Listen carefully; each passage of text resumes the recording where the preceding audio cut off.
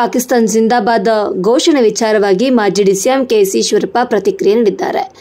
ಮತ್ತೆ ಹುಟ್ಟುವುದಾದರೆ ಸಾಬರು ಆಗಿ ಹುಟ್ಟಬೇಕೆಂದು ಶಾಸಕ ಸಂಗಮೇಶ್ ಹೇಳಿಕೆ ವಿಚಾರವಾಗಿ ಮಾತನಾಡಿದ ಅವರು, ರಾಜ್ಯದ ಕಾಂಗ್ರೆಸ್ ಸರ್ಕಾರ ಮುಸಲ್ಮಾನ್ ರಾಜ್ಯ ಮಾಡಲು ಹೊರಟಿದೆ. ಗಣಪತಿ ಮೆರವಣಿಗೆಯಲ್ಲಿ ಮಸೀದಿ ಮೂಲಕ ಕಲ್ಲು ತೂರ್ತಾರೆ, ಗಣಪತಿ ಮೆರವಣಿಗೆಯಲ್ಲಿ ಉಗಿತಾರೆ, ಹುಬ್ಬಳ್ಳಿಯಲ್ಲಿ 4 ಜನಕ್ಕೆ ಚಾಕು ಹಾಕ್ತಾರೆ. ಈಗ ಭದ್ರಾವತಿಯಲ್ಲಿ ಪಾಕಿಸ್ತಾನ್ ಜಿಂದಾಬಾದ್ ಎಂದು ಕೂಗುವ ತನಕ ಹೋಗಿದ್ದಾರೆ. ಹಿಂದೂಸ್ತಾನದ ಅನ್ನ ಬೇಕು, ಆದರೆ ಪಾಕಿಸ್ತಾನ ಜಿಂದಾಬೇಕು ಎಂದು ಇವರಿಗೆ ಹೇಳಿದರು. ಇನ್ನು ಸಂಗಮೇಶ್ ಪಾಕಿಸ್ತಾನ ಜಿಂದಾಬಾದ್ ಎಂದು ಕೂಗಿದ್ದು ಸುಳ್ಳು ಎಂದು ಹೇಳ್ತಾರೆ. ತನಿಖೆಯಾಗುವ ಮೊದಲೇ ಈ ರೀತಿ ಹೇಳಿಕೆ ತಪ್ಪು. ಮಧುರ್ ವಿಚಾರದಲ್ಲಿ ಹಿಂದೂಗಳ ಮೇಲೆ ಹಲ್ಲೆ ನಡೆಸಲಾಗಿದೆ. ಸಿದ್ದರಾಮಯ್ಯ ಗಂಡುಗಲಿಗಳ ರೀತಿ ತೀರ್ಮಾನ ತೆಗೆದುಕೊಳ್ಳಬೇಕಿತ್ತು. ಆದರೆ ಸಿದ್ದರಾಮಯ್ಯ ಮುಸಲ್ಮಾನರಿಗೆ ಕುಮ್ಮಕ್ಕು ನೀಡುವ ರೀತಿ ವರ್ತಿಸ್ತಾ ಇದ್ದಾರೆ. ಇವೆಲ್ಲವನ್ನ ಗಮನಿಸಿದಾಗ ಇದರ ಹಿಂದೆ ರಾಷ್ಟ್ರದ್ರೋಹಿಗಳ ಸಂಚು ಇದೆ ಎಂಬುದು ಸಾಬೀತಾಗ್ತಾ ಇದೆ ಅಂತ ಹೇಳಿದ್ರು. ಇನ್ನು ನಾವೆಲ್ಲರೂ ಭಾರತಾಂಬೆಯ ಮಕ್ಕಳು ಎಂದು ಹೇಳಿದ್ದು ಮೋದಿ. ಮುಸಲ್ಮಾನರ ತಾಳಕ್ಕೆ ತಕ್ಕಂತೆ ಸಿದ್ದರಾಮಯ್ಯ ಕಾಂಗ್ರೆಸ್ ಸರ್ಕಾರ ಕುಣಿತಾ ಇದೆ. ತಕ್ಷಣವೇ ಕಾಂಗ್ರೆಸ್ ಸರ್ಕಾರ ಜಾಗೃತಿಯಾಗಬೇಕು. ಪಾಕಿಸ್ತಾನ ಜಿಂದಾಬಾದ್ ಕೂಗಿದವರ ವಿರುದ್ಧ ಸೂಕ್ತ ಕಾನೂನು ಕ್ರಮ ತೆಗೆದುಕೊಳ್ಳಬೇಕೆಂದು ಆಗ್ರಹಿಸಿದರು.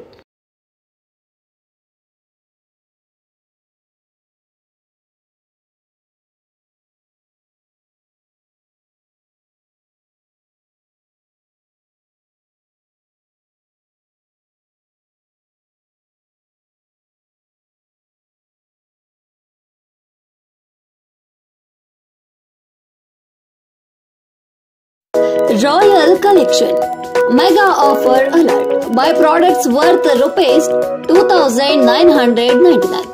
Get a stylish watch worth rupees 399 free. All types of caps, watches, belts, sunglasses, leather wallet, woolen caps. Our collection included trendy sunglasses, stylish caps, premium leather belt, smart leather wallets, branded watch, woolen caps. Visit us at City Center, Nehru Road, Shimoga. Contact us 7760734179.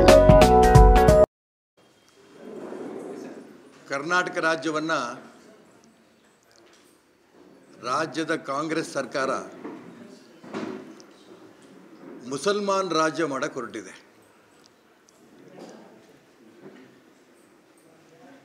ಹಿಂದೂಗಳು ಗಣೇಶೋತ್ಸವದ ಮೆರವಣಿಗೆ ಮಾಡಿದ್ರೆ ಮಸೀದಿಯಿಂದ ಕಲ್ಲು ಹೊಡಿತಾರೆ,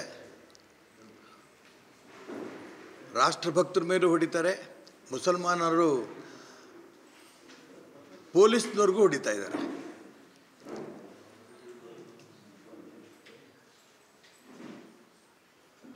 ಗಣೇಶೋತ್ಸವದ ಮೆರವಣಿಗೆ ಹೋಗ್ತಾ ಇದ್ದಂಥ ಸಂದರ್ಭದಲ್ಲಿ ಉಗಿತಾರೆ. ಹುಬ್ಬಳ್ಳಿನಲ್ಲಿ 4 ಜನ ಚಾಕು ಹಾಕ್ತಾರೆ ಹಿಂದೂ ಯುವಕರಿಗೆ. ಈ ರೀತಿ ಎಲ್ಲಿ ತನಕ ಹೋದರು ಅಂದರೆ ಇವತ್ತು ಕರ್ನಾಟಕ ರಾಜ್ಯದ ಮುಸಲ್ಮಾನರು ಭದ್ರಾವತಿನಲ್ಲಿ ಪಾಕಿಸ್ತಾನ್ ಜಿಂದಾಬಾದ್ ಅಂತ ಕೂಗೋ ತನಕನೂ ಹೋದರು.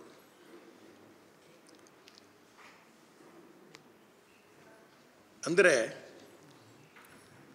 ಹಿಂದೂಸ್ತಾನದ ಅನ್ನ ಬೇಕು, ಪಾಕಿಸ್ತಾನಕ್ಕೆ ಜೈಕಾರ ಹಾಕ್ತಾರೆ.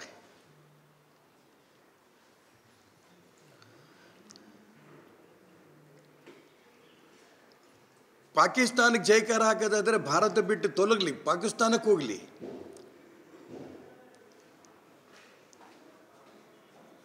ಆದರೆ ದುರದೃಷ್ಟವಶಾತ್ ಕಾಂಗ್ರೆಸ್ಸಿನ ಶಾಸಕ, ಭದ್ರಾವತಿಯ ಕಾಂಗ್ರೆಸ್ ಶಾಸಕ ಪ್ರಾರಂಭದಲ್ಲಿ ಪಾಕಿಸ್ತಾನ್ ಜಿಂದಾಬಾದ್ ಅಂತ ಕೂಗಿದ್ದೇ ಸುಳ್ಳು ಅಂತ ಹೇಳ್ತಾನೆ.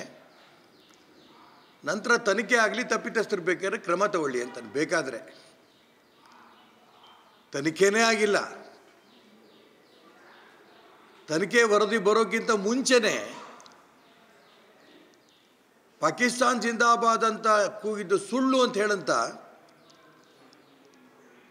ಮುಸಲ್ಮಾನರಿಗೆ ಇಂಥ ಕಾಂಗ್ರೆಸ್ಸಿಗರ ಬೆಂಬಲ ಇರೋದಕ್ಕೋಸ್ಕರನೇ ರಾಜ್ಯದಲ್ಲಿ ಇವತ್ತು ಕಾಂಗ್ರೆಸ್ನವರ ಮುಸಲ್ಮಾನರು ಗುಲಾಮರಾಗಿದ್ದಾರೆ. ತಕ್ಷಣ ನಾನು ರಾಜ್ಯದ ಮುಖ್ಯಮಂತ್ರಿಗಳಿಗೆ, ಗೃಹ ಮಂತ್ರಿಗಳಿಗೆ ಒತ್ತಾಯ ಮಾಡ್ತೇನೆ. ಮಂಡ್ಯದ ಮದ್ದೂರಿನಲ್ಲಿ ನಡೆದಂಥ ಘಟನೆ ಆ ಹೆಣ್ಣುಮಗಳು ರಸ್ತೆಯಲ್ಲಿ ಕೂತು ತನಗೆ ಪೊಲೀಸ್ನವ್ರು ಹೊಡೆದಂಥ ಗಾಯಗಳನ್ನು ತೋರಿಸ್ತಾಳೆ, ಬಾಯಿ ಬಡ್ಕೋತಾಳೆ. ಒಂದಿಷ್ಟು ಜನ ಮುಸಲ್ಮಾನರನ್ನ ಅರೆಸ್ಟ್ ಮಾಡಿಬಿಟ್ರೆ ಸಾಕಾ? ಈ ರಾಷ್ಟ್ರದ್ರೋಹಿ ಮನೋಭಾವನೆಯನ್ನು ಬದಲಾವಣೆ ಮಾಡಬೇಕು. ಯಾವ ಕಾರಣಕ್ಕೂ ಕೂಡ ರಾಷ್ಟ್ರದ್ರೋಹಿಗಳ ಚಟುವಟಿಕೆ ಕರ್ನಾಟಕ ರಾಜ್ಯದಲ್ಲಿ ಅವಕಾಶ ಕೊಡಲ್ಲ. ಈ ದಿಟ್ಟ ನಿಲುವು, ಗಂಡುಗಲಿ ನಿಲುವನ್ನು ಮುಖ್ಯಮಂತ್ರಿಗಳು, ಗೃಹ ಮಂತ್ರಿಗಳು ತಗೋಬೇಕಾಗಿತ್ತು. ಇವರುಗಳು ಕೂಡ ಮುಸಲ್ಮಾನರ ಗುಲಾಮರಂತೆ ಮುಖ್ಯಮಂತ್ರಿಗಳು ಮತ್ತು ಗೃಹ ಮಂತ್ರಿಗಳು ನಡ್ಕೊತಾ ಇರೋಂಥ ರೂಪ ರಾಜ್ಯದ ಜನ ಯಾವುದೇ ಕಾರಣಕ್ಕೂ ಕ್ಷಮಿಸಲ್ಲ. ಮುಸಲ್ಮಾನರು ಒಗ್ಗಟ್ಟಾಗಿರ್ತಾರೆ, ಹಿಂದೂಗಳು ಜಾತಿ ಜಾತಿ ಜಾತಿ ಅಂತಾರೆ. ಮುಸಲ್ಮಾನರು ಒಗ್ಗಟ್ಟಾಗಿ ಒಟ್ಟೊಟ್ಟಿಗೆ ನಮಗೆ ಓಟ್ ಕೊಡ್ತಾರೆ. ಅದಕ್ಕೋಸ್ಕರ ಮುಸಲ್ಮಾನರು ರಾಷ್ಟ್ರದ್ರೋಹಿ ಘೋಷಣೆ ಕೂಗಿದ್ರೂ ಪರವಾಗಿಲ್ಲ, ನಾವು ಅವ್ರ ಜೊತೆಗಿರ್ತೀವಿ, ಕುಮ್ಮಕ್ಕು ಕೊಡ್ತೀವಿ ಅನ್ನೋಂಥ ಪ್ರಯತ್ನ ನಡೆಸ್ತಾ ಇದ್ದಾರಲ್ಲ, ಇದು ಮುಸಲ್ಮಾನರ ರಾಷ್ಟ್ರದ್ರೋಹಕ್ಕೆ ಇನ್ನೂ ಹೆಚ್ಚಿಗೆ ಬೆಂಬಲ ಸಿಕ್ಕಂಗಾಗಿದೆ. ಇದಲ್ಲಿ ಎಲ್ಲ ಘಟನೆಗೆ, ಮದ್ದೂರಿನಲ್ಲಿ ನಡೆದಂಥ ಘಟನೆ ಇರ್ಬೋದು, ಭದ್ರಾವತಿಲಿ ಪಾಕಿಸ್ತಾನ ಜಿಂದಾಬಾದ್ ಅಂತ ಕೂಗಿದ ಘಟನೆ ಇರ್ಬೋದು, ಹುಬ್ಬಳ್ಳಿ ನಡೆದಂಥ ಘಟನೆ ಇರ್ಬೋದು, ಕೊಪ್ಪಳದಲ್ಲಿ ಆ ಗವಿಸಿದ್ದಪ್ಪನ ಕೊಲೆ, ಇವೆಲ್ಲ ಗಮನಿಸಿದಾಗ ರಾಷ್ಟ್ರದ್ರೋಹಿಗಳ ಷಡ್ಯಂತ್ರ ಇದು ಹಿಂದಿದೆ. ಇದನ್ನು ಹೊರಗೆ ತರಲೇಬೇಕು. ರಾಜ್ಯ ಸರ್ಕಾರ ಎಷ್ಟರ ಮಟ್ಟಿಗೆ ರಾಷ್ಟ್ರದ್ರೋಹಿಗಳು ಬೆಂಬಲಿಸಿದ್ರೂ ಕೂಡ ಕೇಂದ್ರದಲ್ಲೂ ಒಂದು ಸರ್ಕಾರ ಇದೆ. ಯೋಚನೆ ಮಾಡಿ, ಆಪರೇಷನ್ ಸಿಂಧೂರ ಇದನ್ನು ಈ ದೇಶದ ಪ್ರಧಾನಮಂತ್ರಿ ನರೇಂದ್ರ ಮೋದಿ ಘೋಷಣೆ ಮಾಡಿ ಆ ಪಾಕಿಸ್ತಾನ ಉಗ್ರಗಾಮಿಗಳ ಮೇಲೆ ಯುದ್ಧ ನಡೆಯುವಂಥ ಸಂದರ್ಭದಲ್ಲಿ ಇಡೀ ದೇಶ ಒಂದಾಯಿತು. ಮುಸಲ್ಮಾನರು ಕೂಡ ಹಿಂದೂಸ್ತಾನ್ ಜಿಂದಾಬಾದ್ ಅಂತ ಕೂಗಿದ್ರು. ಇದು ಈ ದೇಶದ ಪ್ರಧಾನಮಂತ್ರಿ ನೇತೃತ್ವ. ನಾವು ದೇಶವನ್ನು ಒಟ್ಟಿಗೆ ತಗೊಂಡೋಗ್ತೇವೆ, ಭಾರತಾಂಬೆಯ ಮಕ್ಕಳು ಅನ್ನೋಂಥ ಭಾವನೆನ ದೇಶಕ್ಕೆ ತಂದವರು ನರೇಂದ್ರ ಮೋದಿ. ಕರ್ನಾಟಕ ರಾಜ್ಯದಲ್ಲಿ ಯಾಕೆ ಆ ರೀತಿ ಆಗ್ತಿಲ್ಲ? ಕರ್ನಾಟಕ ರಾಜ್ಯದಲ್ಲಿ ಕಾಂಗ್ರೆಸ್ಸಿಗರು ಮುಸಲ್ಮಾನರ ಸಂತೃಪ್ತಿ ಮಾಡಿಟ್ಕೊಂಡ್ರೆ ಸಾಕು ಅನ್ನೋಂಥ ಭಾವನೆ ಇರೋದ್ರಿಂದ ಅವರ ಮುಸಲ್ಮಾನರನ್ನು ಬೆಂಬಲಿಸ್ತಿದ್ದಾರಂಥ ಮನೋಸ್ಥಿತಿಗೆ ಕರ್ನಾಟಕ ರಾಜ್ಯದ ಮುಸಲ್ಮಾನರು ಕುಣಿತಾ ಇದ್ದಾರೆ. ಪಾಕಿಸ್ತಾನ್ ಜಿಂದಾಬಾದ್ ಅಂತ ಘೋಷಣೆಗಳನ್ನು ಕೂಡ ಕೂಗ್ತಾ ಇದ್ದಾರೆ. ಇದು ಬಹಳ ದಿನ ನಡೆಯಲ್ಲ. ಕರ್ನಾಟಕ ರಾಜ್ಯದ ಹಿಂದೂಗಳು ಒಂದಾಗ್ತೇವೆ. ಯಾವ ಕಾರಣಕ್ಕೂ ಕೂಡ ರಾಷ್ಟ್ರದ್ರೋಹಿ ಘೋಷಣೆ ಕೂಗಿರೋಂಥ ಮುಸಲ್ಮಾನರ ಈ ಘೋಷಣೆಯನ್ನು ನಾವು ಯಾವ ಕಾರಣಕ್ಕೂ ಕೂಡ ಸಹಿಸಲ್ಲ. ಕರ್ನಾಟಕ ರಾಜ್ಯದಲ್ಲಿ ತಕ್ಷಣ ಸರ್ಕಾರ,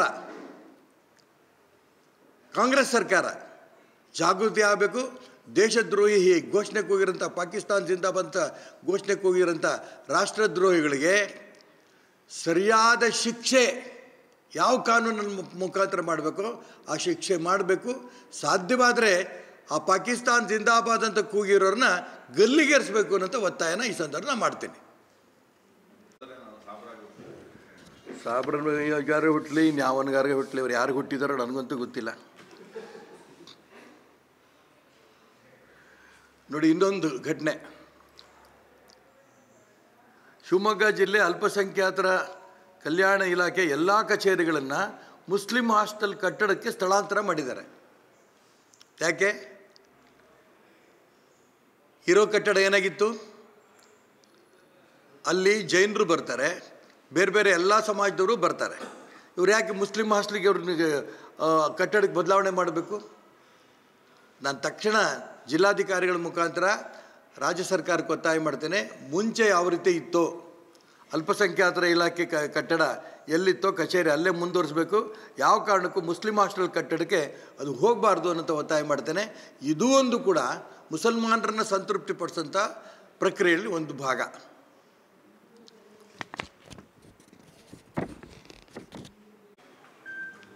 ಈ ರೀತಿ ಪಾಕಿಸ್ತಾನ್ ಜಿಂದಾಬಾದ್ ಅಂತ ಭದ್ರಾವತಿಯ ಈದ್ ಮಿಲಾದ್ ಮೆರವಣಿಗೆಯಲ್ಲಿ ಮುಸಲ್ಮಾನರು ಕೂಗಿರೋದನ್ನ ಪ್ರತಿಭಟನೆ ಮಾಡಿ, ಅದೇ ರೀತಿ ಮದ್ದೂರಲ್ಲಿ ಹಿಂದೂಗಳ ಮೇಲೆ ಮುಸಲ್ಮಾನರು ಮಸೀದಿ ಮೇಲಿಂದ ಕಲ್ಲು ಮುಖಾಂತರ ಹಲ್ಲೆ ನಡೆಸಿ ಲಾಠಿ ಚಾರ್ಜ್ ಮಾಡಿ ಮತ್ತು ಇಡೀ ರಾಜ್ಯದಲ್ಲಿ ಹಿಂದೂಗಳಿಗೆ ತೊಂದರೆ ಕೊಡ್ತಾ ಇರೋದನ್ನು ಪ್ರತಿಭಟನೆ ಮಾಡಿ ನಾವು ನಾಳೆ ಬೆಳಿಗ್ಗೆ 11 ಗಂಟೆಗೆ ಶಿವಮೊಗ್ಗ ಜಿಲ್ಲಾಧಿಕಾರಿಗಳ ಕಚೇರಿ ಮುಂದೆ ದೊಡ್ಡ ಪ್ರತಿಭಟನಾ ಸಭೆ ಮಾಡ್ತಾಯಿದ್ದೀವಿ.